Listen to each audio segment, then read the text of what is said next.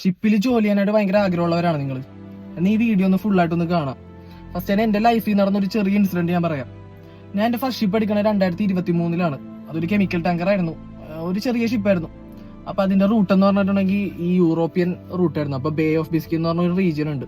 അവിടെ നല്ല heavy weather. അപ്പൊ എന്റെ റൊട്ടീൻ എന്ന് പറഞ്ഞാൽ മോർണിംഗ് 4 to night 8 കണ്ടിന്യൂസ് പണിയാ, ഭയങ്കര പണിയാ, കഷ്ടപ്പാടാ, ഷിപ്പ. അപ്പൊ എന്റെ അടുത്ത് ഒരു ദിവസം ചീഫ് ഓഫീസർ പറഞ്ഞു, രാത്രി 8 മണിക്ക് ശേഷം എന്റെ അടുത്ത് പറഞ്ഞു, ഷിതു കാംകർ ഡെക്ക് പേ ഭയങ്കര ഡ്രമ്മൊക്കെ ഇങ്ങനെ മൊത്തം അലമ്പായി കിടക്കണാണ് എന്ന് വെച്ചിട്ടുണ്ടെങ്കിൽ ഹെവി വെതർ ആയതുകൊണ്ട് ഒരു കാര്യം ചെയ്യും, ഒരു എബിനെയും കൂട്ടിയിട്ട് ആ ഡ്രമ്മൊക്കെ ഒന്ന് നേരെയാക്കാൻ പറഞ്ഞു എന്റെ അടുത്ത്. ഞാനാണെങ്കിൽ ഒന്നാമത്തെ ടയേർഡാണ്. അതിന്റെ ഇടയ്ക്ക് ചീഫ് ഓഫീസർ 8 മണിക്ക് ശേഷം പിന്നെ ഡെക്കിലായിട്ട് എന്നെ പറഞ്ഞു വിട്ടേക്കണേ. രാത്രിയാ ഷിപ്പില്, രാത്രി എന്ന് പറഞ്ഞിട്ടുണ്ടെങ്കിൽ കടലൊന്നും കാണാൻ പറ്റൂല, നമുക്ക് കൈയെടുത്ത് വെച്ചാൽ കൈപോലും കാണില്ല. അങ്ങനെയല്ല, എന്നാലും ഭയങ്കര ഇരുട്ടാ.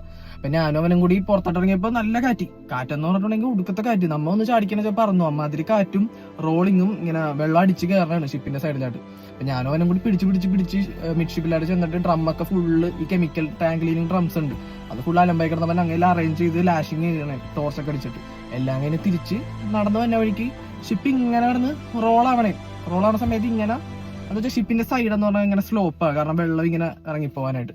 ഞാനപ്പോൾ അതിന്റെ ബ്രേക്ക് ഓഫ് അക്കോമഡേഷൻ എന്ന് പറഞ്ഞ റീജിയൻ ഉണ്ട് ഷിപ്പിന്റെ അക്കോമഡേഷന്റെ ഫ്രണ്ടിലായിട്ട്. ഞാൻ അവിടെ എത്തിയപ്പോൾ ഇങ്ങനെ പോയപ്പോൾ പെട്ടെന്ന് ഒരു ജെർക്കിങ് വന്നു ഷിപ്പിൽ. ജെർക്കിങ് വന്നത് ഞാൻ നേരെ കാല് സ്ലിപ്പായിട്ട് നേരെ ഹാൻഡ് റെയിലും പിടിച്ച്, ഷിപ്പിന്റെ ഹാൻഡ് റെയിലും പിടിച്ചിട്ട് നേരെ അപ്പുറത്തായിട്ട് ഞാൻ പോയില്ല. ഞാൻ കറക്റ്റ് ഹാൻഡ് റെയിലും പിടിച്ച് ഒരു കൈ ഞാൻ നോക്കിയപ്പോൾ എന്റെ കൂടെ ഉണ്ടായ എബി, ഞാൻ ഒരിക്കലും മറക്കില്ല, മുകേഷ് എന്നാണ് എന്റെ പേര്. അപ്പൊ പുള്ളി പെട്ടെന്ന് എന്റെ കൈമ കയറി ഇങ്ങനെ ഒറ്റ പിടുത്തം പിടിച്ചു.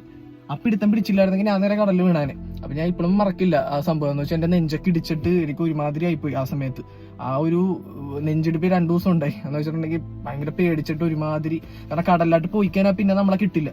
ഞാൻ ഇത് പറയാൻ കാരണം എന്താന്ന് വെച്ചിട്ടുണ്ടെങ്കിൽ ഇന്നാള് എന്ന് വെച്ചാൽ സെപ്റ്റംബർ 20 ഒരു ഇൻസിഡന്റ് ഉണ്ടായിരുന്നു. എന്റെ ജൂനിയർ എന്റെ ഒപ്പം പഠിച്ചതാണ്, എന്റെ ജൂനിയറാണ്. എന്ന് വെച്ചാൽ നമ്മൾ വലിയ കമ്പനിയൊന്നും ഇല്ല, എന്നാലും ഞാൻ കാണാറുണ്ട്.